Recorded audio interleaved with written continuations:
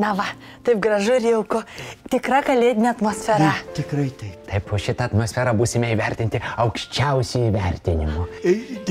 Tik nesijaudinkim, visi žinom, ką darom.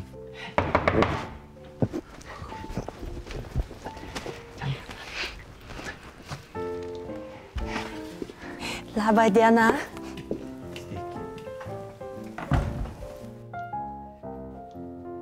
Mano laišką gavote? Taip, va. Skaitėte? Taip. Tai jeigu skaitėte, jūs žinote, kad šiandien mes laikome kontrolinį iš Kalėdų. Taip, žinom.